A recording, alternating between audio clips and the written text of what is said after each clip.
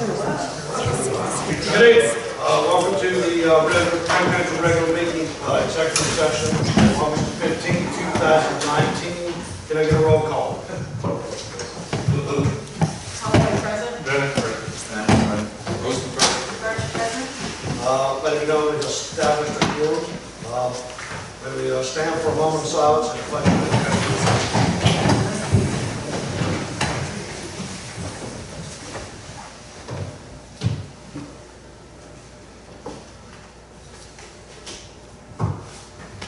I pledge allegiance to the flag of the United States of America and to the republic for which it stands, one nation, under God, indivisible, with liberty and justice for all.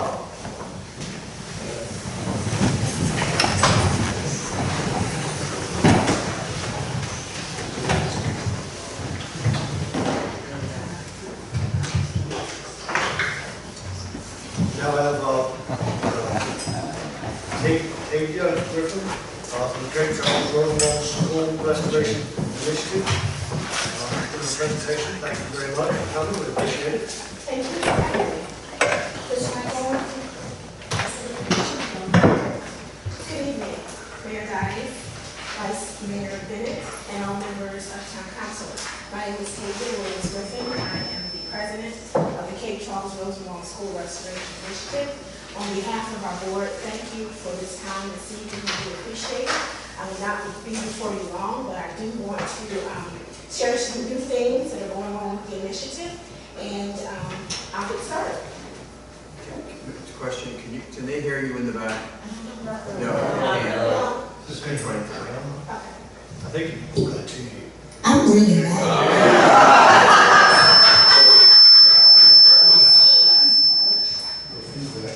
Okay.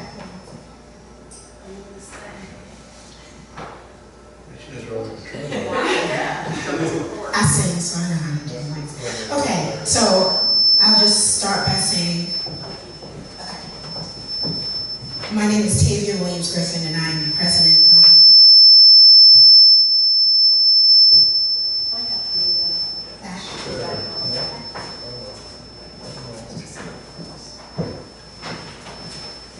Is that better?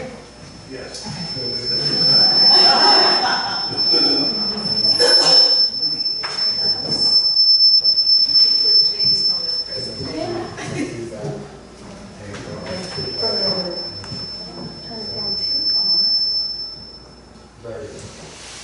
Okay. Hopefully you guys can hear me. Yes. Third time to charm. My name is Tavia Williams Griffin, and I am the president of the Cape Charles Roosevelt School Restoration Initiative.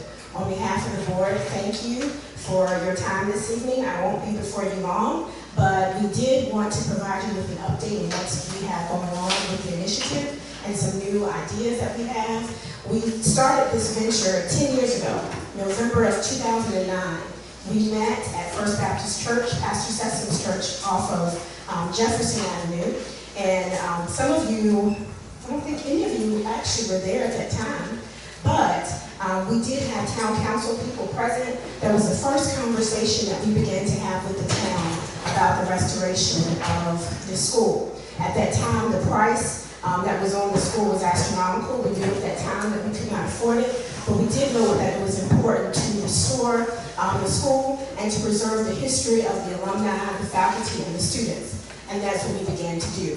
We thank you for the town's efforts in that. We thank you for your partnership. You have been a partner with us since 2009, and we are here 10 years later. We wanted to share with you our mission. Because we have just purchased the school in January of this year, we've had to kind of expand our mission.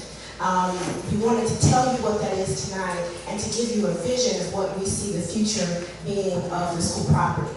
First, our purpose tonight is to introduce the organization and our board members, some who are in the audience.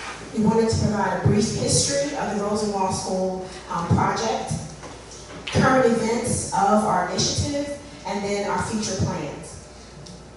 Our mission. We want to honor and preserve the Rosenwald School legacy by creating opportunities for all. This will be achieved by providing educational training and events that engage and enrich the community. We want to promote cultural awareness, support self-sufficiency, and foster economic mobility. I do want to take the time to introduce our board members. Some of them, I think maybe all of them you'll know. And as I call your name, if you all could stand up, I would appreciate it so everyone can see who you are. We have Bishop James E. Davis Jr. He's our vice president. He happens to be also an alumni of the school. I'm not sure if Bishop Davis is here tonight. We have Shirley Galloway. She lives in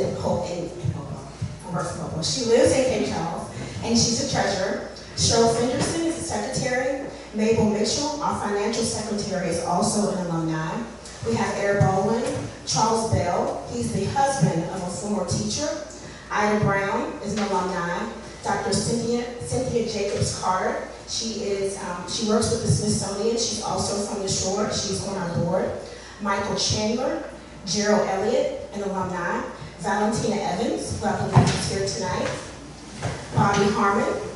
Mr. Harmon works as a docent at the Cape Charles Museum and also works for the library here in Cape Charles. Mr. William Knight, who I walked in with. Roberta Newman. Dr. Linda Schultz. Pastor Felton Sessoms, and Beth Walker. We also have another alumni in the room. She's also one of our teachers in high school, Miss Diane Davis, and she can wait for me.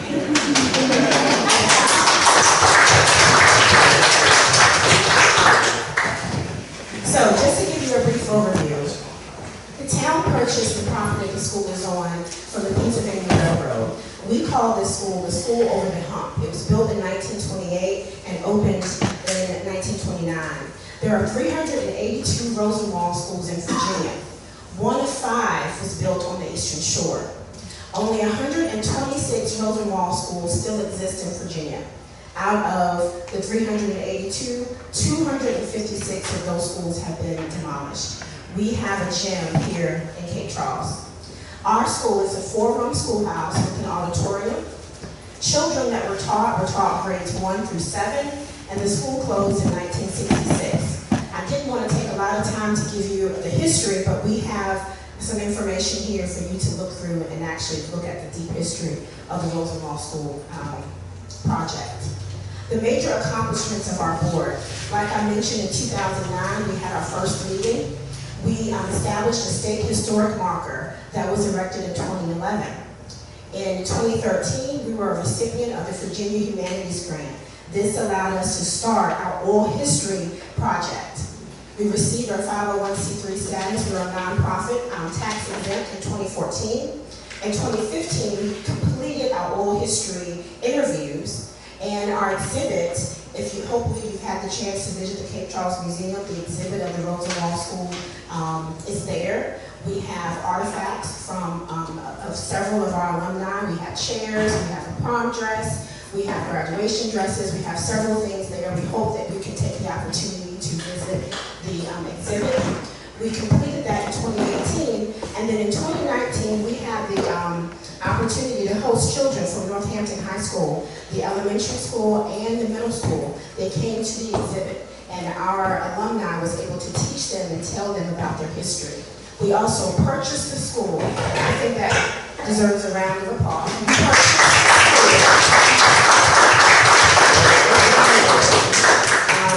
As you know, that school has been sitting there for some time. We are very fortunate to have the funds to be able to do that.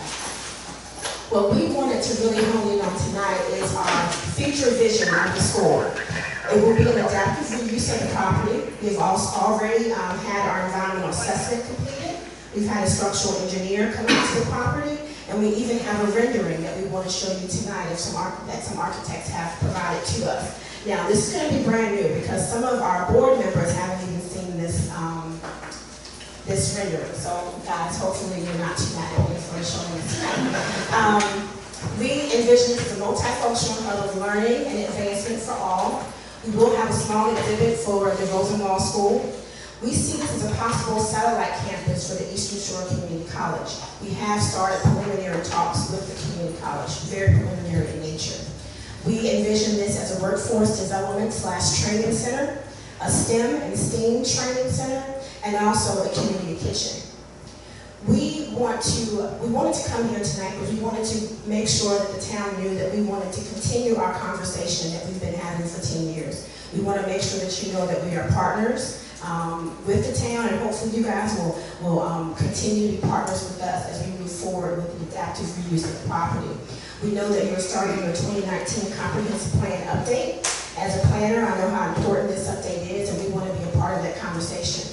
As you all know, the school is in the Harbor Area Master Plan District, and there were some plans that went forth some time ago. We don't know if those are going to change, but we are centered right back in the middle, and we want to be a part of that conversation that you all have when you start having that with your consultant.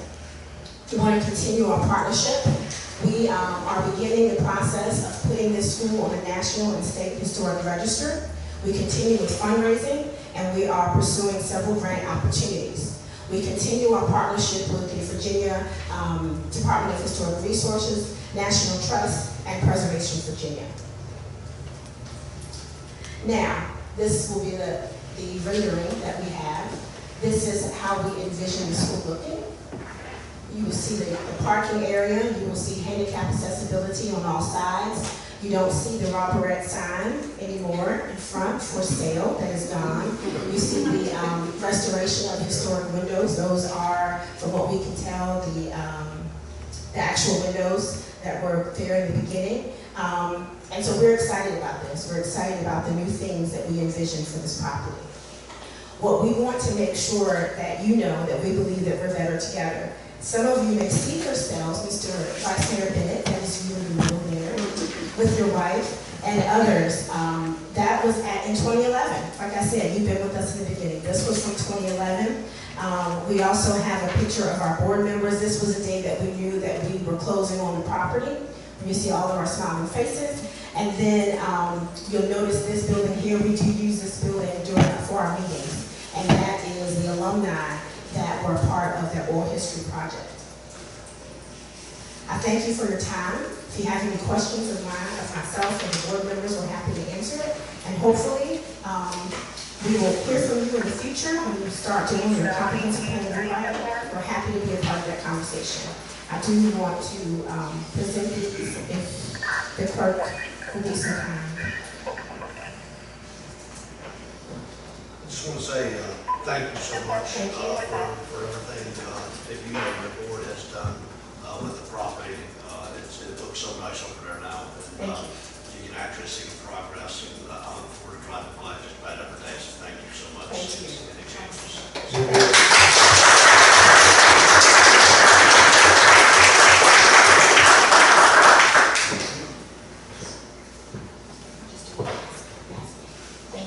Does anybody have any questions or comments?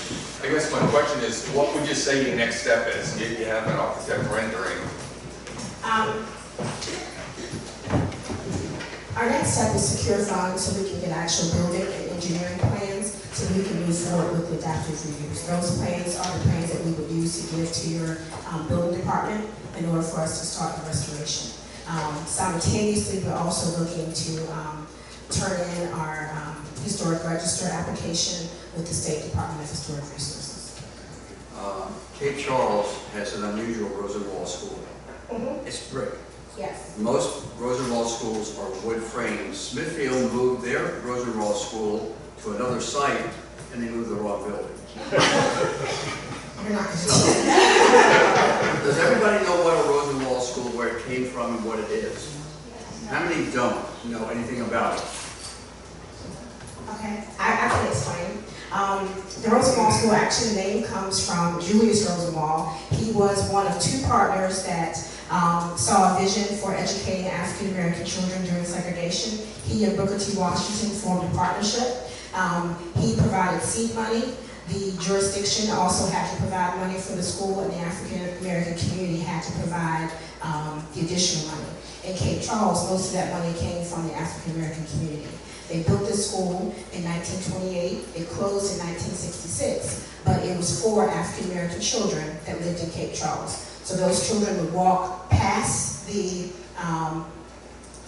center school and the Caucasian school, walk past that, go over the hump in order to be educated in that school.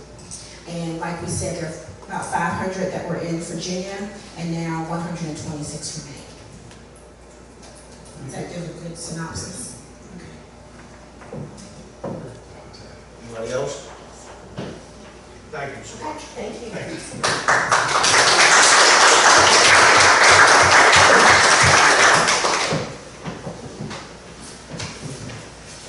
All right, up next, the hearing on the appeal of the Historic District Review Board's decision for 524 Madison Avenue. We'll do the same process. Mr. Pond, you're up first.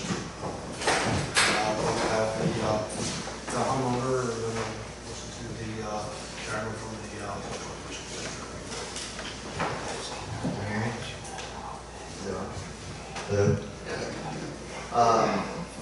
All right, so on July 22nd, staff received a request from applicants David Jackson and Stephanie Page to appeal the Historic District Review Board's decision to deny a modification of the certificate of appropriateness to allow a large block foundation.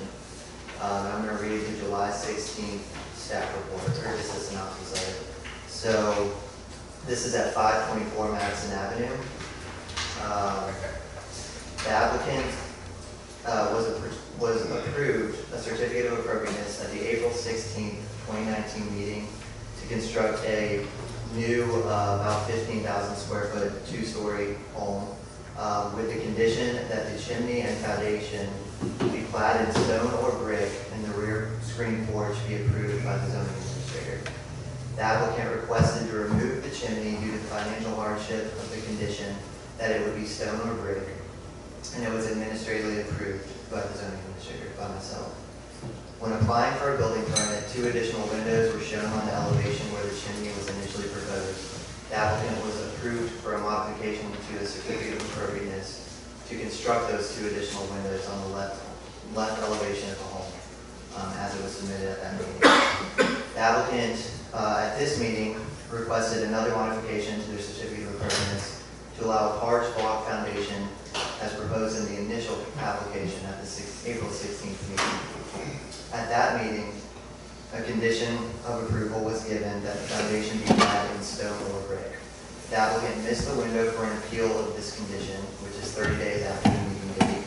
So they are now applying for a modification. At this meeting, they were applying for a modification. The applicant referenced number 1 on page 52 of the Historic District Guidelines as allowance for their parge block foundation, and that states use brick or parge block for the foundations of frame residences. At this meeting, staff recommended approval for the modification as proposed. I guess clarifying question. Just the applicant was talking about parge on the sides and rear, right? Not in the front. I just want that to be clear. Well, really, it's on the sides. So the condition was on the sides. So that's where they were asking to allow for parge block rather than stone. Right, but I see the markup drawings here, I think show the rear too is parged. Yeah, well, yeah, that was, yeah, correct. Okay? When they filed the appeal, I went around, when Libby sent it to us, I went around the corner and they were still doing their bars going up the front pillars. So now they've gone to stone. And stone does the front, but doesn't do the side of the house. Correct. So with this denial, they would be required to do stone along the sides. When somebody appeals to us, does it automatically stop anything you're doing in the house? It does not. Just a portion that they're appealing. Yeah, just a portion of their plan. Anybody have any questions for Zach?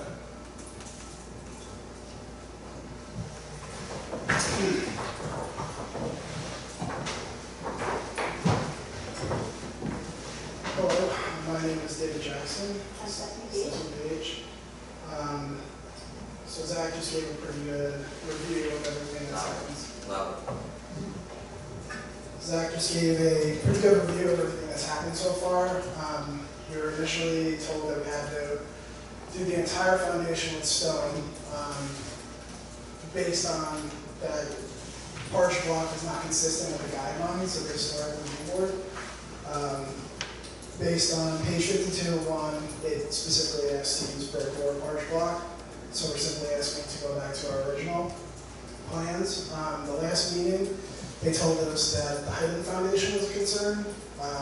I submitted with my appeal about 20 houses in town that are at the same elevation or higher that have porch block. Including your neighbor next Yeah, door who's our- also building at the same time, or at the same, just about the same period of building. They got approved for arch block, and they had the same exact height of stairs as us. So there could be no difference other than, I'm not sure if they're using brick in front or what their actual proposed front of the building is.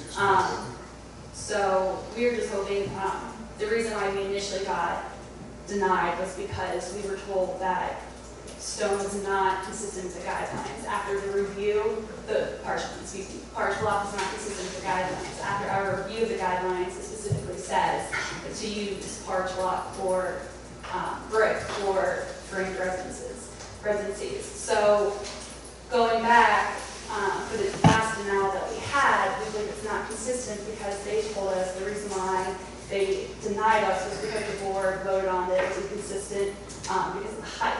So it's kind of contradicting itself. And we just believe that it's a bit arbitrary. Like if our neighbors who applied to the same exact meeting as us got approved with arch block, why are we not allowed? That's just kind of, we're just questioning why some people are being approved and others aren't. Anybody have any questions? But everything's finished in stone right now, correct? Front porch. Front porch, Front but not porch. the, and the side porch, the sides of the porch, I think, are stone. Correct. And not the Inside- rest of the, not the rest of The the, entire porch foundation has a stone veneer on but it. not going down to the rear. Not right now, we prefer to leave it with arch block. Yes. We plan on putting a fence up as well that goes out. So it's going to be covered. We're planning, we have a dog, we're planning another dog, so we want to do a fence in the backyard. And obviously, we're hoping to do landscaping as well. So we just, we were just requesting to allow the arch block just for the side and the rear of the house. Councilwoman Burge? May I ask, your decision not to appeal at the time that was determined versus the modification now? We're first timers, so we didn't know we were allowed to appeal. We kind of just took the board's word for it. And then after talking to people in town, talking to our future neighbor who's doing porch block at the same height, we realized, doing a little research and looking at the guidelines, that it says to use porch block. So after we found that out and saw like how many houses in town have it, and our neighbors have the exact same thing, that's when we brought it back up. And there's another, financially, we were asked to upgrade the siding. We added an additional $22,000 to upgrade the siding upon the request, no questions asked, and the additional stone is going to be upwards towards $10,000 additional. And we're a young couple, we're trying to move here full time for a family, and just financially it was a burden. Thank you. Any questions? Thank you very much. Chairwoman, If it's all right with the mayor and the council, and my colleague, Diane D'Amico, to prepare a response to this application.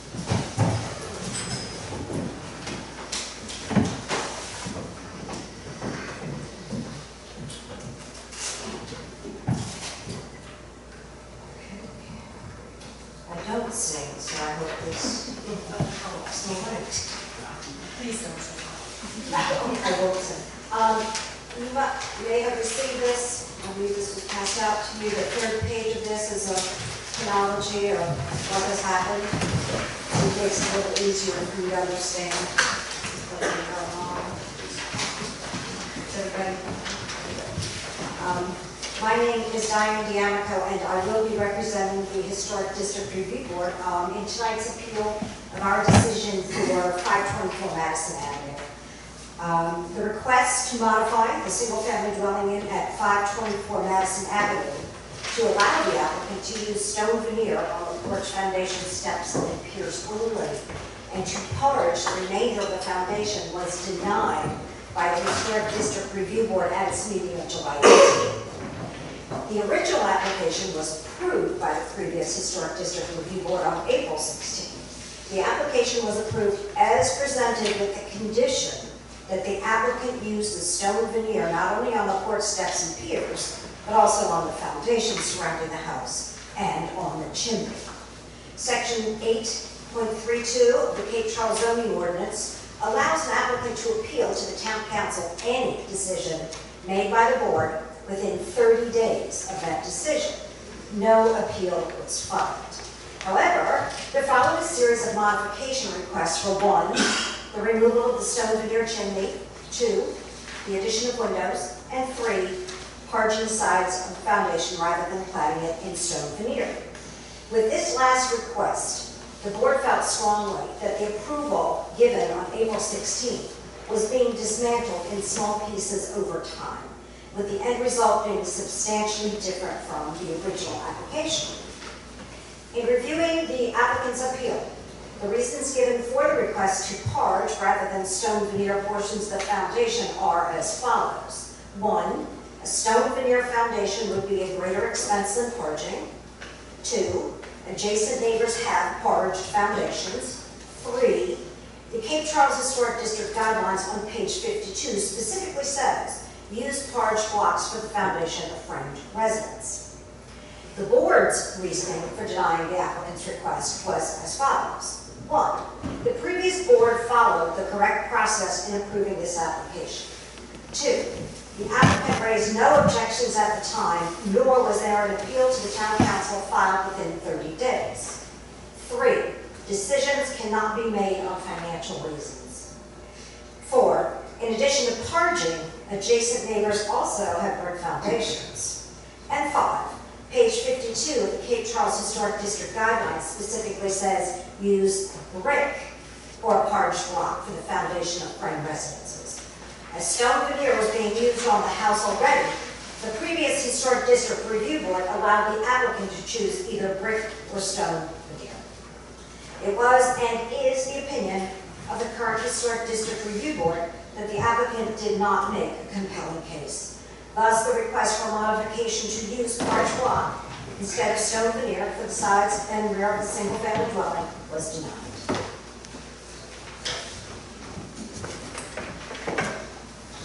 Anybody have any questions? Yeah, I have a question. With regards to items 1 and 2, you imply that people can come in for modifications. No, they actually can come in for modifications, and they did, and they received approvals. My point being that after a while, if you continue to make modifications, really, that is no longer the application that was approved. Okay, So, but that doesn't prevent a person from coming in and requesting a modification. no, they did. They received several. Okay, well, you list it as though it's a reason for denying just for the fact that they're coming in for a modification. Where do you Well, I'm looking at your items 1 and 2 as to reasons for denying. The You know what I'm previous saying? board followed the correct process in approving this application? That's one? Is that what you're Yeah. talking about? Okay. They came in and they got approval for That's whatever, right. but it doesn't prevent a person from coming back and asking for a modification or a number of modifications as the house is being built and changes are being made. Nothing That's right. prevents a person from That's coming right. back to the table. That's exactly right. Okay, well, I just see the words here that you're implying that, well, they had their shot, and as perhaps you're saying, nickel and diming us until the point that, you know, the original application is totally changed. Right. Yes. No, excuse me. Turn the phone over to, I'm sorry, but we've got one person representing. Okay, that's all, I just wanted to see, that people have the ability to come in for modifications. They do, and if you look at the chronological notes, they did do that. And they were given approval to have the chimney removed, and they were given approval to put in new windows. But when they came with the, not using the stone foundation, that to us was a major, major change. I don't get that, because it says brick and parge block. Parge. You're parging over something. What's the difference? they're asking to go to what's already in the thing, parging. That's a simple process. This doesn't say stone in there.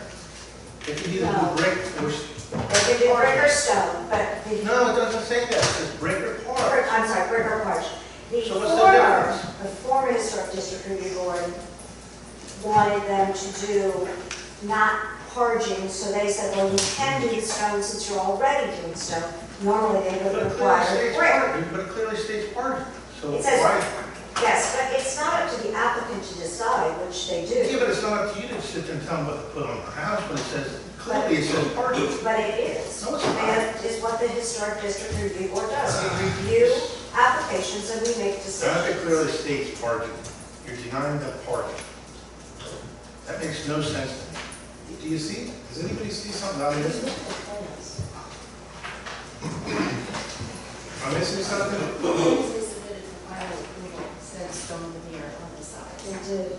That is But they true. appealed it. To you, They Mr. did not Burke. appeal it. They did not. They come They back. came to us They for come a back.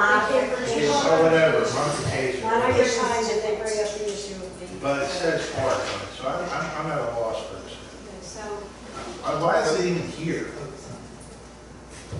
Shouldn't be right here. I'm going with, they've done stone now, put one in the front, and around the side of the porch. Finish the stone down the side of the house. I have no problem with that. I guess what I wanted to say was they made a proper application for modification, is that correct? So it's as if it is a new decision. Like the appeal period expired under the approval of the original, and then this stands alone as a decision and as a request to the historic review board, this particular modification, right? Okay, so process-wise, everything is followed properly. Right. Okay. So, and I want to make sure about that, because we want the process to be followed as it should be. So, in looking at that then, for the modification, the guidelines say now that they say brick or parging. And so, I guess I didn't really get a whole logic behind the board's denial with regard to just what the guidelines say. Maybe that's what you're saying. Yeah, it's very In clear. another way that you're saying, when the modification is, can we change it to this or this, and both of those things are allowed in the guidelines. That's where I'm coming from. Right. I don't even know why it's here. I mean, that should have been an Because administrative decision. well, I think it is here properly, that's what I'm asking about process-wise, it's a But modification that if has it's, to go back but that if it way. states it in there, brick or parge. And I in it, understand it should have that, that's been their amended. decision. You gave that ability to the planner a long time ago to basically make these administrative decisions. But, Yes, we did. yeah, this one Not isn't, this. this one isn't, to me, it's not, Andy, it came back as a modification, it has to go to them first, to the historic review board. So this is the appeal of the modification, Correct. Yes, that, yeah. to be clear. But but I think the guidelines clearly do say, as you're saying, brick or parge. One or the other. So Correct. that's the question of this modification, not the previous decisions. Yeah, it's This one just stands alone. unnecessary of forcing someone to do something because it's not in there, it's not right. The final plans have stone veneer Got on it. the sides of the foundation. That's why they put in a modification request. Right, and the reason we didn't follow brick was because when it says brick in here, we're supposed to interpret them, and that's a masonry product, and the applicant wanted to use So is stone, part and of we were totally supportive of their idea to use another masonry product. Parging is masonry product. And it says that you can use parging. I guess for me, one of the reasons for denying the newest application, the height of the parging. No, that really didn't come up. Because once the front was parged, that took care of the height of the parging. But the applicant said it was. I just want to, could you accept that? I just want to make sure, just so that we can. But if you So we look, have that. if you will look at the minutes and, that was never brought up. We're reading the decision notice that was sent to. I know. Okay. Yep. And so one of the reasons was the height height. No, it was not. I'm sorry, that was incorrect. But it's in here, which is what the applicant received. Your name's on the letter. Yeah, I would say that during that meeting, it was very clear that the height was one of the major issues for why it was being barged or stone. My personal opinion from At that, that point in from the time, the sitting. front elevation was arched also. It did not have something wrong. But that has since changed, so it's irrelevant. So the reason that I recommended approval was because, just like Andy was mentioning, it states clearly in my interpretation that arched or brick is allowed. And then it brought up during this meeting, I felt that the reason behind not allowing that was because of the height, because there was so much arch being shown rather than stone or brick, that was a major issue that the board discussed. And I know that we didn't review the video or anything like that. Maybe some of y'all did. I recommend reviewing it. So is it true that the next door neighbor's house is the same elevation and has a arched block of the same height that they're requesting? So I haven't looked at what their approvals were. I don't remember exactly what they were approved for, but as it currently is being built, it looks to be that way, yes. I have a picture. I'm a little surprised that stone was initially approved when it said brick or parging, because stone's not really native to the shore. There's not a lot of rocks around here. But, and I also think that if you approve a modification, you have approved a modification to an application, so it doesn't materially change the application. The application is approved with the modification. And if you modify it 10 times, you approve 10 modifications, you still have the application. It's not piecemealing anything. So I disagree with that line of reasoning, but I believe that they should be well within their rights to use parts block. And I would make a motion that we, and we'll do this negatively, that we uphold the appeal. I'll second that. All in favor? Opposed? Open up.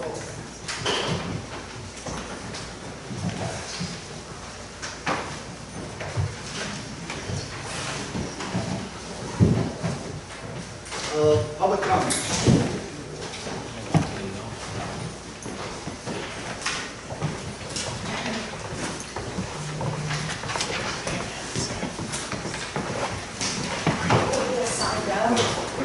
Nobody has signed up to speak, but I do have an email that was submitted to be read into record. This is from Mr. Gary Ulmer, the owner of Loudon Door and Windows in Onancock. It says, thank you, it's to Zach. It says, thank you for taking my call today in regards to vinyl replacement windows at Cape Charles. As a door and window company, we need to know what's the guidelines for the town. In our discussions, I mentioned that 50% of the town has vinyl windows now, and it's going to be hard to say no to the rest of the town all of a sudden. Wooden windows are almost twice as expensive as vinyl, $800 to $1,000 each, so most people are not going to buy them. I have over 35 years in the door and window business. In most areas in Virginia I have worked comprised in some way, example, no GBGs or used SDLs. We offer a composite window which is approved in Washington, D.C. and Berlin, Maryland by their historical committee. I don't know if all the committees are on the same page or not, but that window was $200 to $250, more expensive than vinyl. And he provided a link to check it out on interstatebuilding.com. So thank you for your time. Thank you very much. It's clearly on the weekend, Friday time. Approval of the agenda for that. Before we do that, I would like to add to the recessed closed session of potential purchase of property as well as potential sale of time on property. Second. All in favor? Opposed? Approval of the consent agenda.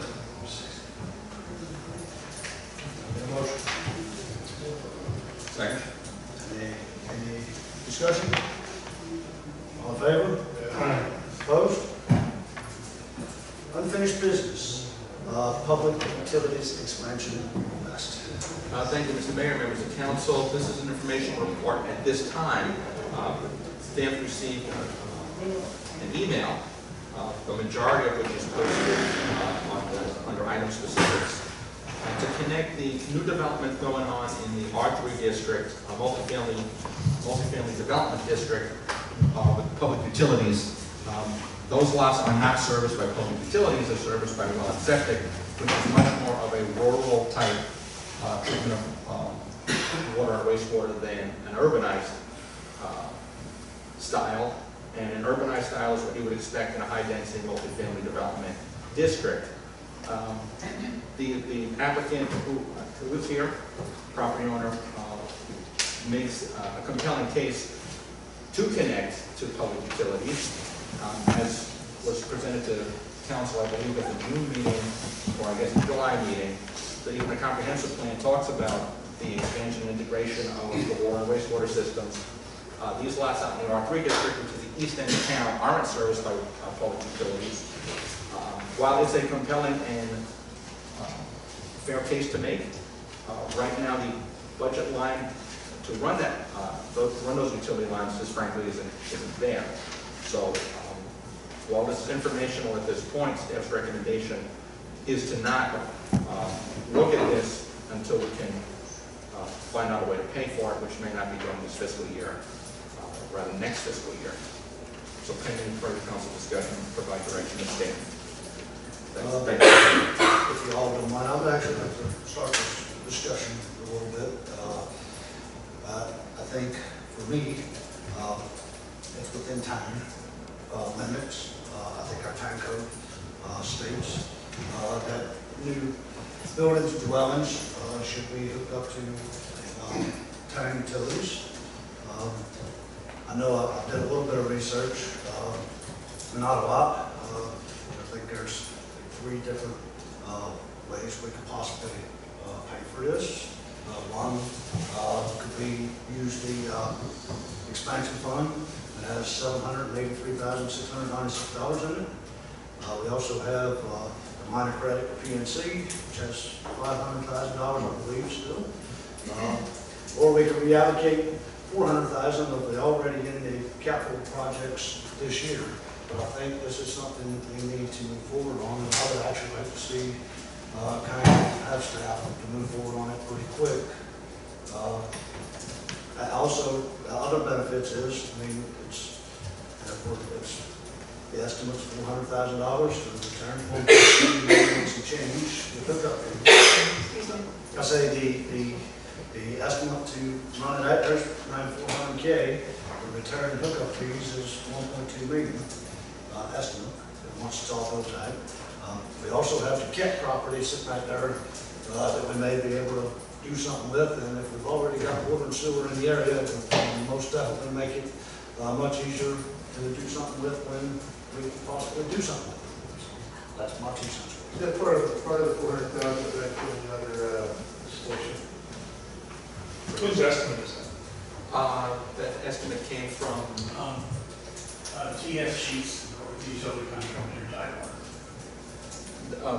Previously, and this we're talking about a number, you were talking about a number of years ago, I believe it was 2011, 2012 date, when the PSA did a cost estimate, I believe it was about $270,000 at that time. So those are the 2 ballpark estimates, and we really don't have any preliminary engineering done on it. We're going to have to put another force main or pump station or whatever we're calling it out there. Dave, you know? I'm sorry. You're going to have to put another station out there for force main? Well, that would be on the property. Well, that's So that would be the property owner's responsibility to build a pump station. So if he's responsible for it, it means $400,000 a month. It's being run from State Creek or it's being run? The 90 and where the old 90 in the road was in Old Cape Charles Road, right there, we were tied to the force main coming from Bay Creek into the wastewater plant. So you're talking about a half a mile? I think we measured it. Almost a mile. It's a long way. All the way down Old King Charles Road. Water would come in the other direction, obviously. Then that. Probably, yeah, in all likelihood, yeah. I would ask, though, you know, we're thinking about Keck properties and what have you, that line needs to be big enough in order to accommodate, you know, pumping from that area too. So that needs to be taken into consideration if that's going to be run out there. And how many years are we from being able to use the CAC? In the building, like a timeline? Yeah, 2023 or something. Yeah. 23. Yeah. The 6-inch line, is that the? The building that's out there now is a 4-unit. Correct. That's correct. Those are 4 plexes. I think the line would estimate a 6-inch line, which would be plenty of capacity. Yeah, that's all I'm saying, is we need to make sure that we don't short Pipes ourselves cheap there. for it. Yeah. Correct. Angela, is 25 units, is these total building? No, it's 100 units. It's No, not no, no, enough. 100 that can be done, 100, but that means 25, 16 right now, Yeah. permitted, or is building one of them. They're quadplexes. Yeah, I think, but you can fit 25 of those out there? I'm sorry, say You can fit 25 units like you're building right I now? don't know, 100 of them out there, 17 acres. We already got platted and we're getting ready to do a subdivision. I use to avoid unnecessary septic field for all these Well, buildings. septic, I think, is the wrong solution. Yeah, there's 1 or 2 or something, but for that many buildings. I'd like to see the plan. To build, hit math program? Sure.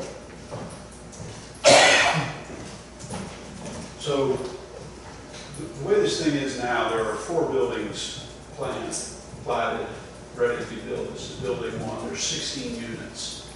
Those 16 units would return $197,600 in fees to the town.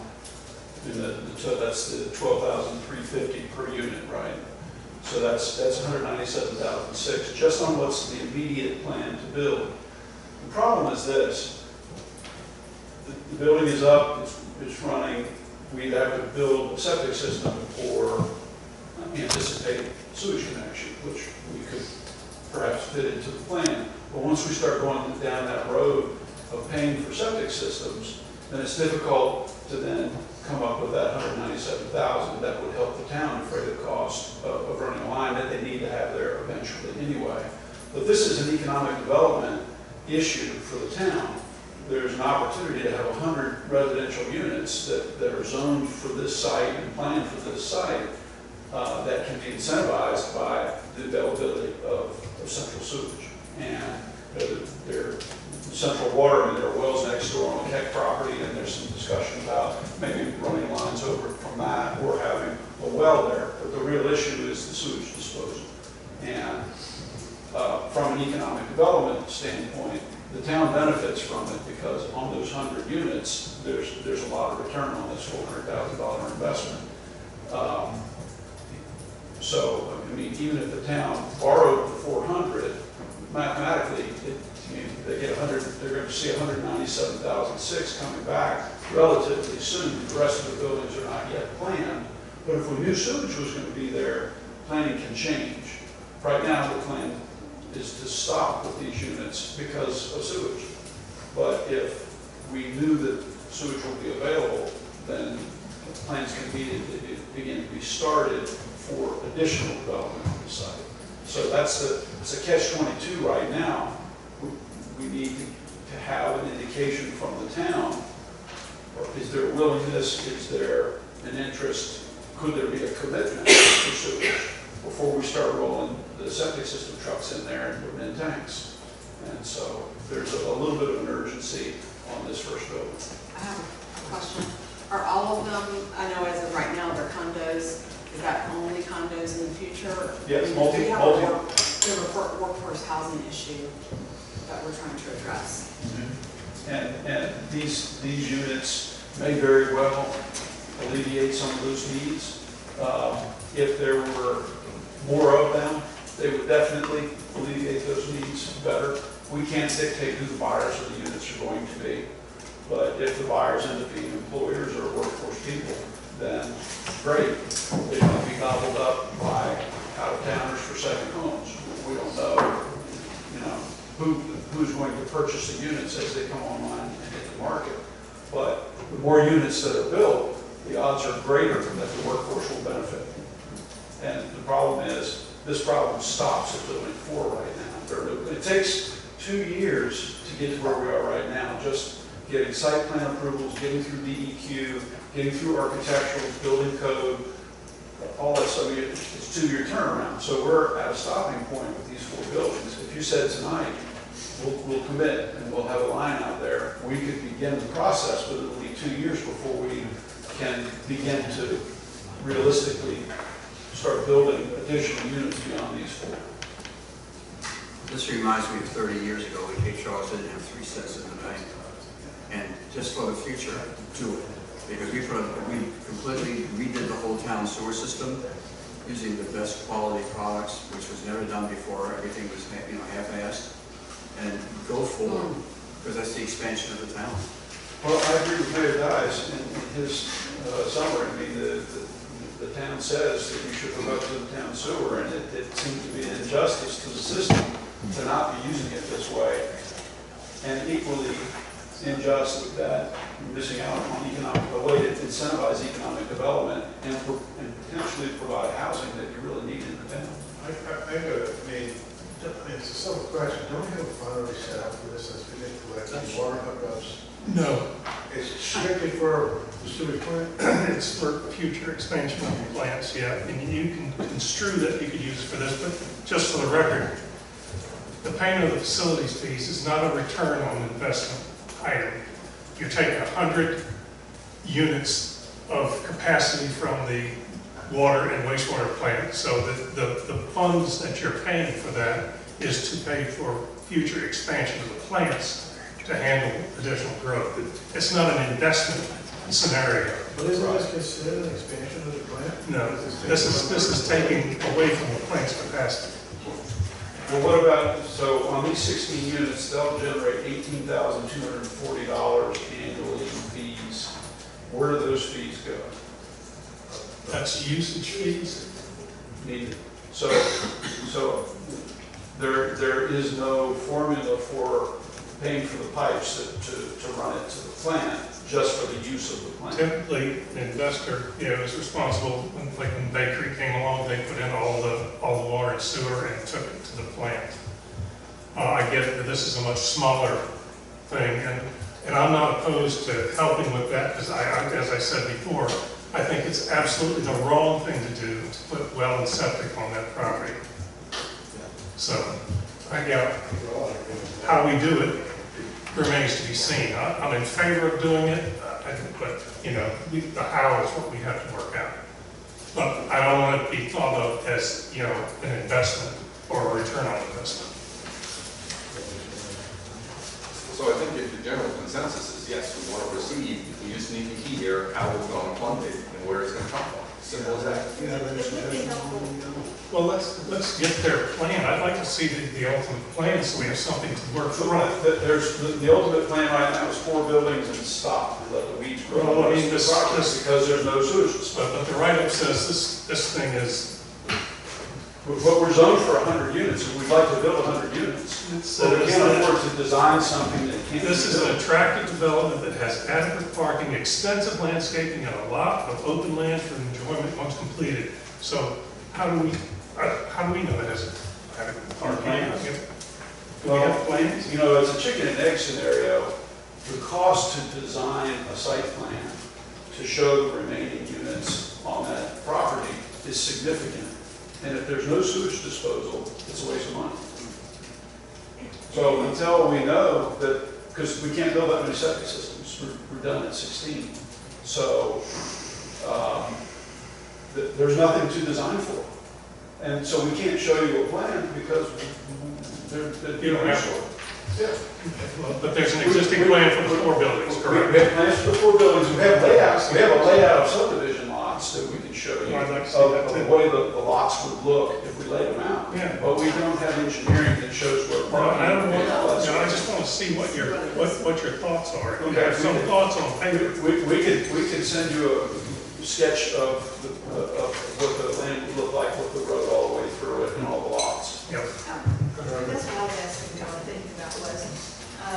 would the 4 buildings now be in a different place if there were the only 4 buildings you were going to do versus 100 units spread throughout the 17 acres? I'd like to see, just roughly, okay, how would the whole thing build out? And then, I like the plan for that. And I'm not asking for a full site plan, but I agree with you guys, as much as we can. Well, if they got a road and just flattened it, Sure, exactly. Total of 19. So it plats out as a total of 19 lots with a road from the new Cape Charles Road in with a cul-de-sac, and the 4 lots that are being built on now would just be getting their access from Old Cape Charles Road. And so there would be a new road built in additional lots on either side of that road. The road would be in the middle of the cul-de-sac that hits the back of these lots. These lots would be much smaller if it wasn't necessary to have well and septic on them. You need an acre. Yeah, you need an acre to build a 4-unit building with well and septic, but it could be done with a lot less if you had central sewage. And that's where it gets complicated moving forward beyond these 4 buildings. And you think it's possible you can give us a sketch? I'll have to do more. Okay. I guess my next question to council is, should we direct a town manager to have us fund some ways to fund this at our September meeting? That's a yes. Yes. And I would like to see what Steve was talking about, what's the then impact on the current, so that we know both sides of that. We can fund it, but what's the impact, and then what does that mean? What are the facts? I understand that T.A. Sheets, who does a lot of utilities work in the town, came over to think about this, didn't he? And so he's a very familiar contractor, he does a lot of work here. He's the only thing that we have for this. Maybe there's somebody else that will do it for less. I don't know. I don't know what the process would be. But what we would need to do to make it productive for the project is to know that you can make a decision by a date so that we can either begin building septic systems or figure out what the timeline would be when we could get COs for building on central sewage and then govern the construction of the project accordingly. And so, we would love to be able to work with you on that, but we don't have the luxury of indefinite time. We would need to know, if at your September meeting you thought you could offer some level of commitment or some timeline, then that would be beneficial. But sooner or later, we'll have to just walk away from the conversation and start building septic systems. I think probably with information, you get us the drawing, and with ways to fund that, then I believe that in September, or special meeting, which is the first Thursday in September, we could probably get some sort of idea whether we're going to move forward or not. Okay, good. Can you confirm that you intend to build all 4 of these buildings before you sell anything? It's going to be, the 4 will be built, their parking, their entrance, that'll all be completed.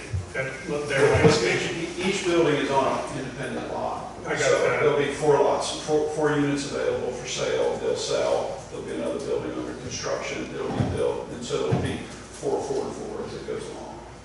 We're not going to wait till the whole 6 needs them. So, and the goal would be to polish the first lot, have it completely done, and have it as a model building while we're under construction with the other buildings. Okay. Can I ask another question? We talked about sewer. What about water supply? There's flexibility on that. We could do short-term or long-term water supply on the site. Next door on the keg lot that the town owns, you already have a well, so we could draw. It's not processed water. About that, you might could lease that site from us and take the water on your own, but I don't think the town could pump water over there. I think it'd be a little too complicated. If you got it from the town, it'd probably come from over on Stone Road. So I would just say when you come back or when you submit, consider water and what you're going to do with that. We would love to be able to buy water too. We'd love to be able to get both, but sewage is the main concern.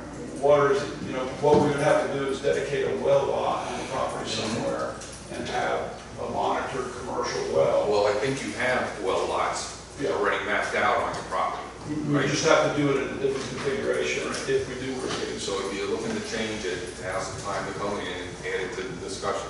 My personal opinion is that it's within the time water, sewer, garbage, and the other utilities should be part of that process. That's just my personal opinion. This might be a stupid question, but we ought to double check, but I was thinking that certain provisions within our bond documents require us, if we have users to look into our system. Is that something? I think so. I mean, I don't think that I can have, like, allowing people to develop outside of our system would be maybe keeping some of our covenants. But I'm not sure about that. I just think that's something we have to look at. And Larry, I don't know that off the top of my head, you might know. Off the top of my head, I don't, but I think you're right. I think you're right. And I think, you know, and realistically, with the water side of it, maybe it would kill two birds with one stone with that too. I mean, we got the water down here, out at the brewery. If we come tap into there and head that way with the water, we're gonna lay a pipe coming from the Kent property back to the You water. don't want to because of fire and all of that stuff. So we could actually tap into the Kent wells and sit right there. I'm like you guys, I mean, I'm not in favor of septic systems within the counties. I'm in favor of the think we best got we rid can of the figure last out how to do it responsibly to provide utility service throughout our town. So we could direct Larry to figure out how to do it responsibly. All right. We're up for it. All right. Thanks. Thank you for your time. Thank you very much. Homestay regulations. Same problem. Oh. My name is Angelo Mann, I'm the developer, general builders. Like Bill said, just to give you a scenario of what's going on, it took almost 3 years to get a building. It wasn't the town's level, it's on here, the general work with it. With all the DEQ, drainage, water, and septic control, it goes through the process. So we start off with, we needed 1 acre or better to build. We designed 4 buildings. And the idea was to develop the entire property eventually. That involved, I did a preliminary, which comes, what's the new street called in the back? 642. Okay, 642. That comes off of there, and it's nice. But if you want to know what we're doing with the buildings, when you get a building permit for multifamily, there's an extensive landscaping plan, drainage, you name it, it's in there. So if something you want to look at, they have all that right there. Involving the sewer and the water, we're asking the town to bring the sewer to the property line. We'll take it from there. We have expenses, we have lines with that, we have pump stations. That's involved on me to take care of that. We didn't run an extensive road to bring a bakery to a large development. We didn't do that. I'm taking care of this myself. I'm putting roads in and so forth on the back end, which comes off the back road there. The extensive lot, I was big on landscaping. That's a big lot for 4 families. You got 5,400 square feet on 45,000 square feet roughly per property. So with the things Bill spoke about, the layout, I do have a layout. I think you have one already, but I'll get you another one. And it shows the lots there.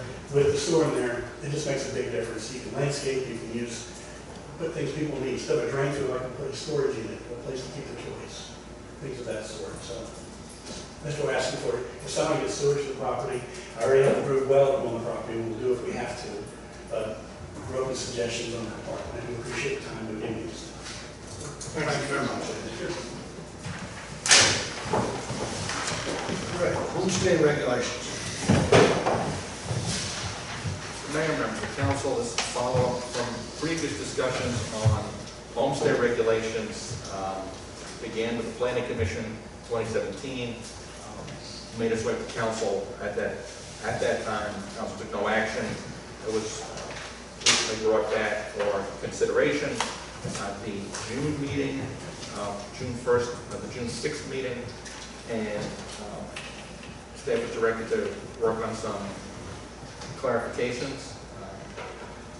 So these are the clarifications.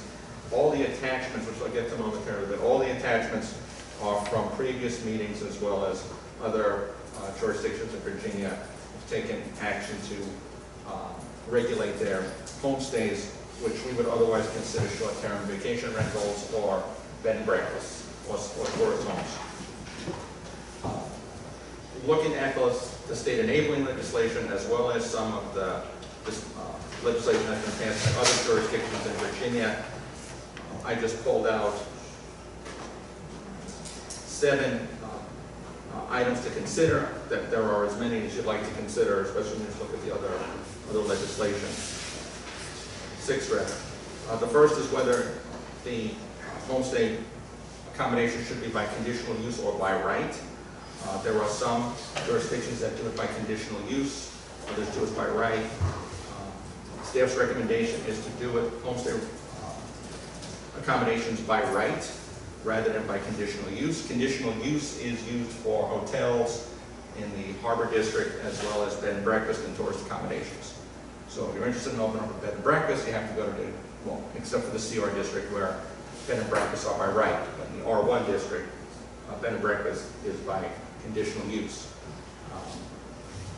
It splits a fine difference between a bed and breakfast, which is owner-occupied as a short-term vacation rental, or a homestay, which is not necessarily owner-occupied as a vacation rental.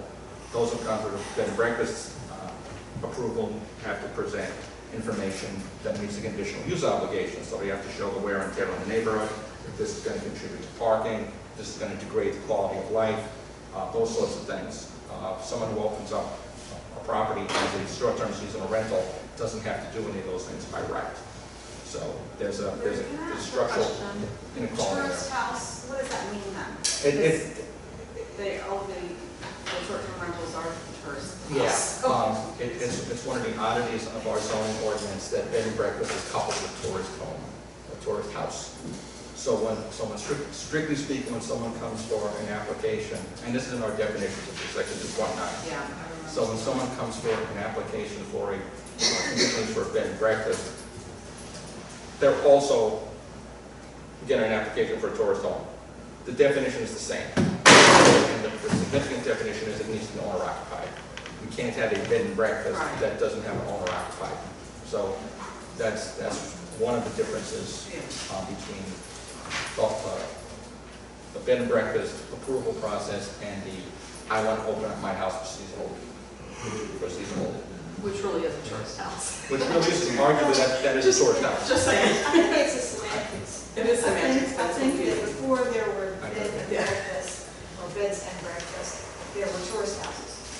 And you know, Mr. Dick Charles, there have been 2 or 3. There was one that was right there behind us, and there was signs and tourists came and stayed, and it was they ate, and it was a similar thing. So I think that's where that came from. That tourist homes and tourist lodges then later evolved to what we call Airbnb now. That's my understanding of it anyway. I've always seen them coupled. Me too, because it was essentially the same thing. Yeah. I just think it's confusing. It is. We don't have that distinction anymore, then we maybe should look at that at the time that we're looking at. Well, it's put on tourist houses, the same thing. Right. Yeah, it just doesn't make sense. I have a question. Accessory dwelling units, greater than 30 days if they're going to be rental units. Does that play into this, or no? Homestay is really short term. Correct. And that was one of the requirements of the accessory dwelling unit legislation, if I'm not mistaken. Yeah, it's greater than 30 days. I just wanted to know if that was an overlay. No, that's distinctly different from what we're talking here in homestead. Correct. One of the sections there was talking about possibly one owner or an owner can only have one. What if it's a duplex? One side, I'd say one side of the duplex. The intention here is to not have a single property owner, whether that's an individual or a corporation, owning multiple units in town. The only control on Airbnb is numbers in the house. Like my house has, that I sold, has 2, I think it's 12 or 14 people. Is there any way to enforce that? Because some they really, they're putting more than. Well, some advertise more than what the code allows for, and we've had a bust a few of those during the course of the year, because staff, whether it's steady staff or clerk staff or my own enjoyment, I go on Virgo as well, and look to see these people who've been, building code approves 12 and are advertising 16.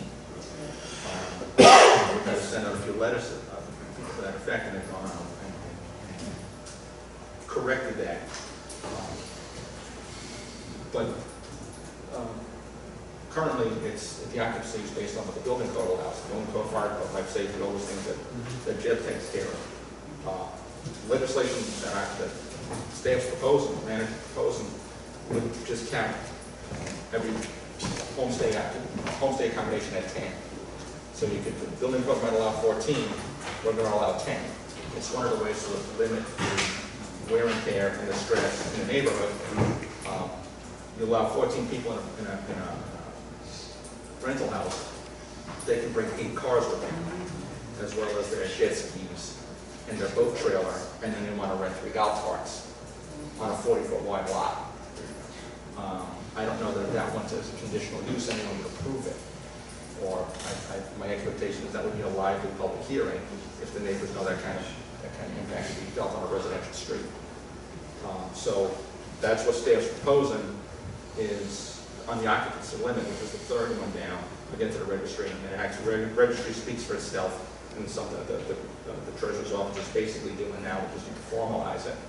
But the occupancy limit is, irrespective of what the building, fire, and life safety codes would approve, one homestay accommodation would allow more than 10 people. And that doesn't mean I have 50 people here to watch the Super Bowl. It means heads and beds, overnight accommodation of 10 guests. Again, as a way to put less wear and tear as far as the density is concerned, especially in the R1. Also, then that's the occupancy limit, the limitation on home ownership. Only one property owner shall register one property for homestay accommodation. This doesn't restrict anybody's right as a property owner, rather it limits their ability to pursue that right during the course of 1 year.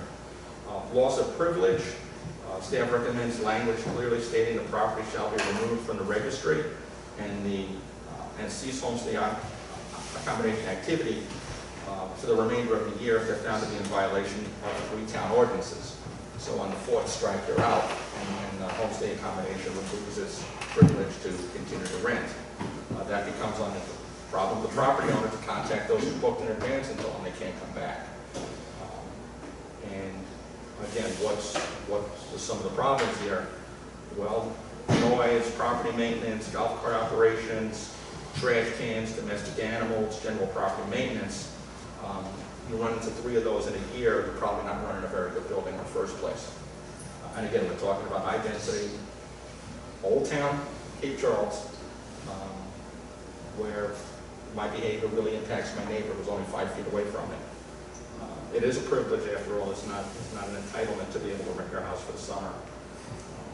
Golf cart regulations, and here we go back to wonderful golf carts. Golf cart regulations would be posted inside the building, mandatory as part of the inspection process. No rack cars, no, I think I heard somebody tell me when I rented it I wasn't supposed to let my 8-year-old kid drive it, or couldn't be drunk when I drove it, or drove it on the beach. Rather, the rules would be posted where the business license is posted. The inspector needs to go into the homestay accommodation to make sure that the rules of the road for golf carts are posted. If it's not posted, that would be a violation of an ordinance. There's 1 or 3 strikes. Only posted on the carts. That's between the carts and yeah, that's between the carts and that's separate business. Yeah. That's between carts and the renters. But if we require that this to be publicly posted at the building and the inspector finds it as part of the inspection process, likely going to find what the occupancy load is and what the business license is, because I'm not mistaken. I live in a place that used to be a seasonal rental. The business license was posted. They are posted. There you go. There's an answer. So you can post an 8-11 business license. You can post an 8.5 11 rules of the road for golf carts. And then just to cycle it back, regarding the discussion about the character of the historic district, I include some language in there from a report that was done by the National Park Service on the city of Savannah, Georgia's landmark district, which again basically found the district to be in good health, but did recognize that there were certain threats to the district, and one of those is the proliferation of short-term vacation rentals. The quote in there, research quote, and this is from page 54 of that document. This isn't me talking, this is the National Park Service talking about not Cape Charles but Savannah, but still draw your own analogy. Research shows that historic neighborhoods thrive best when they remain active communities, not just empty theme parks for heritage travelers. As a follow-up to that, on Tuesday, a woman named Elizabeth Hughes, who's the director of the State Historic Preservation Officer at the Maryland Historic Trust, put out a notice on the National Alliance of Preservation Commissioners listserv, and it says as follows: does anyone have an example of a locality enacted legislation or policies that are effective in addressing the impact of short-term rentals on local historic districts? I haven't been following this thread, but Professor Tom Hall, Christopher Newport is working on our preservation plan case. He emailed back, "Dear Elizabeth, thanks for asking about short-term vacation rentals in historic districts. We are working with the town of Cape Charles, a bit south of Maryland, but down the Delmarva Peninsula, on a preservation plan update, and this could be very relevant for us. If you hear anything interesting, could you please send it to me? Thanks." And then I chimed in on that, inviting them to take a look at the agenda for tonight. And note that the agenda items on homestay regulations includes considerations of the town historic district character. Still relatively early process, but we'll see where that goes. Short-term vacation rentals and character of historic districts is an honest discussion. So right now, staff intends to bring this back. This will probably be a several months long process, but those are just items for review, consideration, addition, deletion, however council deems best to move forward. The biggest impact right now with Airbnb is parking. On my block, there's 6 people living on my block. There's 6 other houses that are Airbnbs who come with 2 or 3 cars. Yeah, and it's either VRBO or it's short-term rental. Well, I think it's Zach's report. It looks like after reading Zach's report, which is in here, that's actually being addressed, the parking situation for the homestays will be allowed. I think it was 2 or 3 minors. So they're working on it. They're working on it. Along, among other things, parking for rifle minors. But that's the enforcement piece is the issue. So does each property that has 10 people, do they get 4 passes and they have to keep that in their car? What's the, like to tell, because, as a B&B with a conditional use permit, we're required to have 6 spaces, but I can't designate those spaces. We're often take, so how do you know what that is? Yeah. It is what it is, first come, first served. Sure. But we're required to have it. It's certainly only fair to the short-term renter to the same. Just how we identify that so that they get X passes. That's just, I guess, when I was reading, I was just telling you, there's actually this one, that's seems like the planning commission also working towards at least doing something. Oh, yeah. Question? I'm sorry, this is all right, I'm sorry. I wanted to say I agree with all these, thank you for pointing all of these factors out. They would be good pieces there. I went back to look at the statutory authority today to just get familiar with it, and there is some penalty language in there we should include also. It's like $500 a violation, different things like that. But one of the things it also says is that this might touch on the historic district character question somehow, is that we can regulate, it says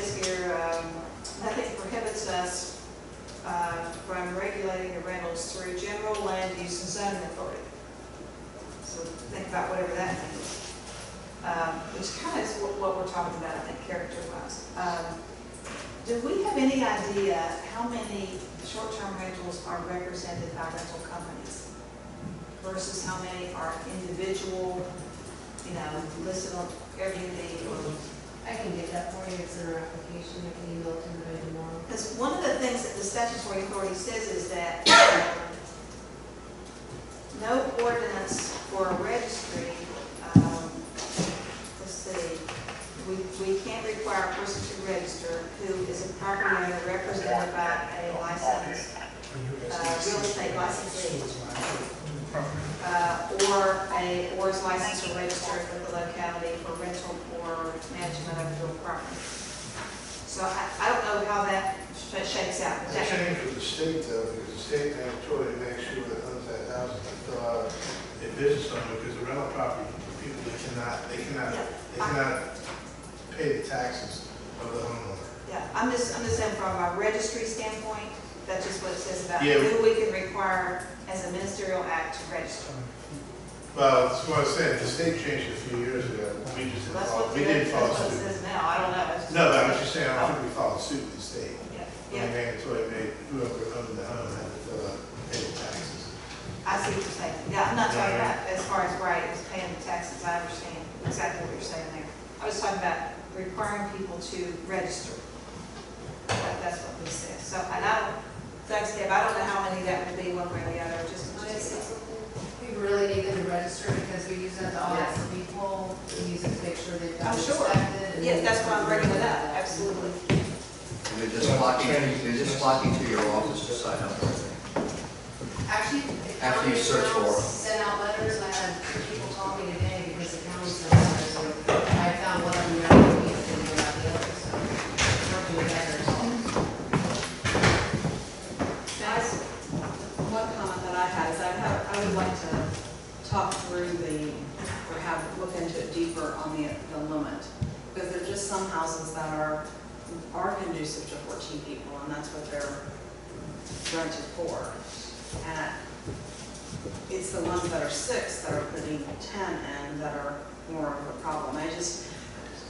We need to look at what we have here too, as far as if it's a 5,000 square foot home. I would imagine, Jeb could tell you what the capacity is. It certainly wouldn't want to exceed the capacity. I just was looking at 10, and I don't know that one size fits all, is what I'm saying. I don't know that that's thinking of it from, that fair perspective of an owner who bought that property with it in mind to do a short-term rental of 12 people. I think we have to have some basis of how we're making those numbers. Well, having lived next door to one that was put on the market, and the real estate company asked him to do modifications so he could give capacity up to 14, and then having 20 people for the week, doesn't work.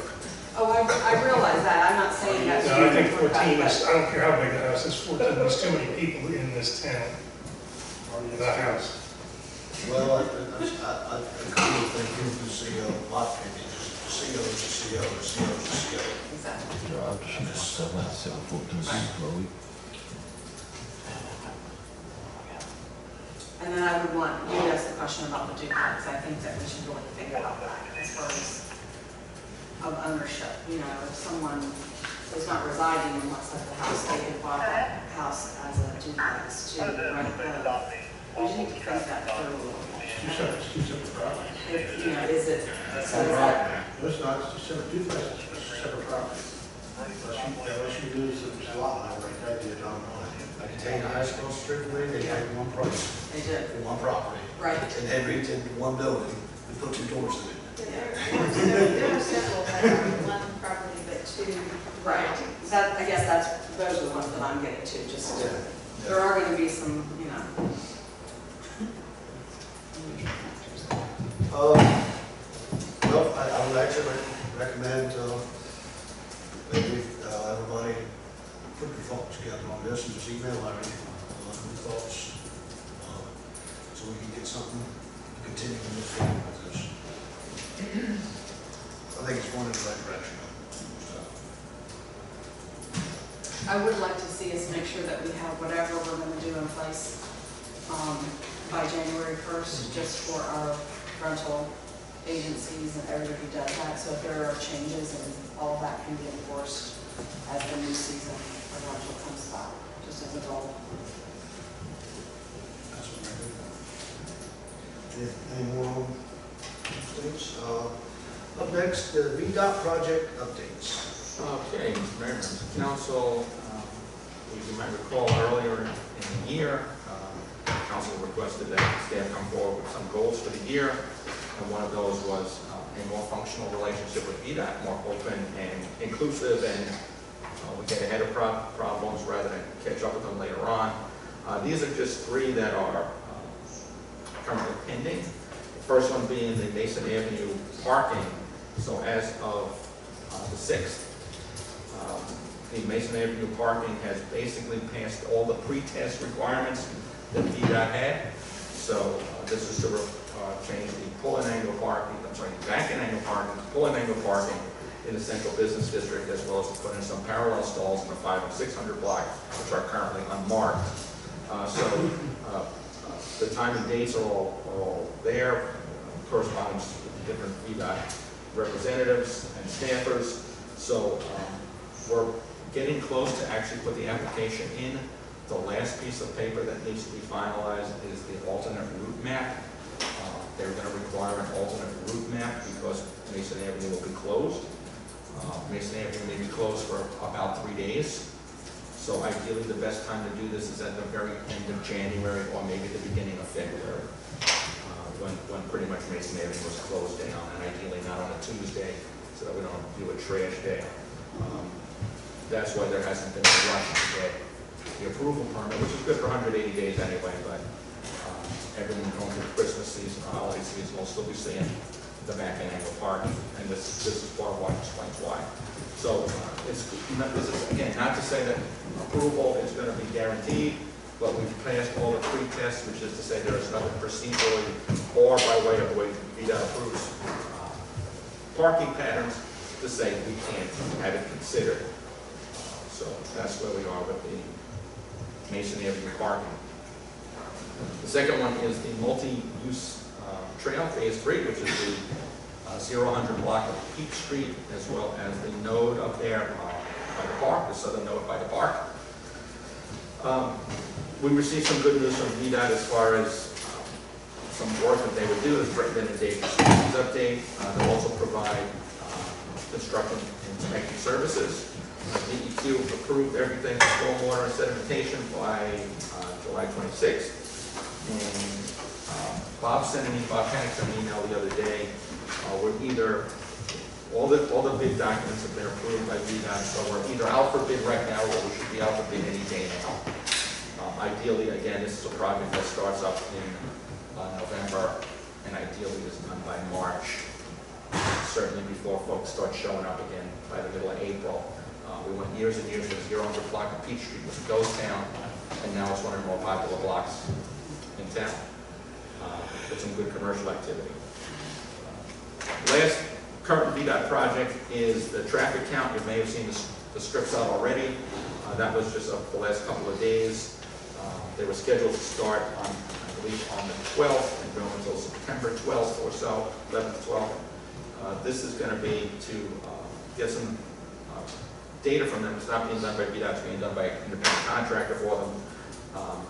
And one of the specifics, I talked with the gentleman the other day, Mr. Kraft, specifically about the issue with the hump, south of the hump, where the 25 zone becomes 35 zone, and you go about 700 feet, and you come to a stop sign. So I asked, and again, the town in the past, is my understanding, has requested lowering that speed limit from 35 to 25 to accommodate golf carts on the road.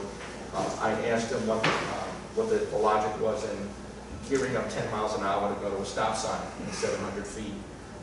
He recognized that and said specifically that that data would go to, and that request would go to VDOT as part of this process. So nothing to say you're going to see that speed limit lowered, but at least that's going to be a conscious. There's going to be some data now by which they can consciously make a decision, keep it at 35 or lower than 25. The accumulation of data won't end until Labor Day, more or less. So I'm not exactly sure when we're going to see some kind of data back on all the information that's being gathered. So that's where we are with VDOT.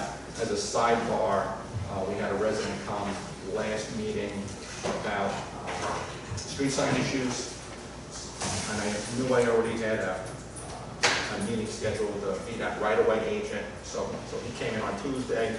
We talked about a number of things relative to curb cuts, driveways, that sort of stuff. Then we talked about trees and signage, signposts. So I'm actually meeting with that resident on Monday to go over some lists of signposts and VDOT issues. With the idea we'll eventually get some signposts repaired, stop signs replaced. Blocked by VDOT? VDOT or us. Okay. It's going to depend. Yeah. Because VDOT is, again, VDOT like their trees, they will take care of trees in their right-of-way with a very small crew and a very big right-of-way cover. So that's why that typically falls on us. We see it every day, they don't. So State Public Works guys go out and can take care of business. So that's where we are with VDOT, and happy to answer any questions if anybody has anything relevant to VDOT. I just want to say congratulations. I know that was a big goal, and you really have worked closely and built a really good rapport with them. Just the fact that it's not just on VDOT like it's this entity out here. You really have developed a two-way rapport there, which is helpful. I kind of say, and Chris Isdale is certainly a receptive guy as well. So maybe that's part of a better approach than what's been in the past. It definitely shows. Anybody have any more questions? Town manager comments? Just two. Relative to care for bathrooms at the library, our public works guys go in there twice a day. And on the weekends, we also have the cleaning lady who goes in. So the library bathrooms are attended to on a regular basis. And then I know it's been in the local public press, but we have had 2 golf cart incidents of people driving their golf carts on the beach. Both of those have been taken care of the day of, not ignored. So one, as the chief put in his report, has dealt with restitution. The other one faces a date with the criminal court at some point in the future relative to their transgressions of driving on the beach. I believe intoxication and indecent exposure. So it was a full day of criminal activity on the beach. But they got a date with the judge, so tell it to the judge, don't tell it to us. Those are my only comments. All right, Councilman Buckley. Councilwoman Holloway? I was going to say we're the same thing. Just wanted to follow up. You guys remember Main Street did the zip code, the market study report, and part of it was a follow-up on our zip code study, and that was just done this past week. So we'll have some results. You know, we did it at Festa Fridays. We'll do it here again, and then we'll do it again in probably October, just to follow up on the market study. So just wanted to update you on that. And very exciting news, unexpected. We hadn't really thought about it, but Main Street had an opportunity to get an office space, and we are in 718 Randolph Avenue, which John Burgess's law office was last. It's saving us some expenses. We have quite a bit of expenses in storage and things all over at board members' houses being stored. Our sales from merchandise and getting into that avenue have helped quite a bit in doing that, but it also has created a need for someone to be present at different times. So it gives our program director an opportunity to have an office space to meet with people. It creates an opportunity for us. In the many meetings that we have to use the Civic Center and a lot of other spaces a lot, and we won't have to do that as much. So we're in as of yesterday. Vice Mayor Bennett. I don't.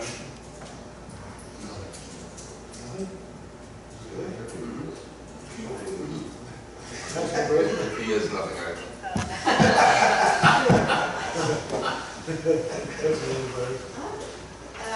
Thanks to Toby for being here. We've been waiting on that for several months, and I'm really happy that we were able to hear such a comprehensive report. I think everybody here has just been so happy to see all the work done at the Roosevelt School Board, St. Charles Elementary, or whatever folks call it. Larry, what a good job on so many fronts this time in this agenda. Gosh, we hit on VDOT issues that Tammy's mentioned, extending our utilities, dealing with the ongoing issues of short-term rentals and how that changes, and our historic district. And so we hit a lot of topics this time in a very efficient way. So compliments to the staff, all the staff on that.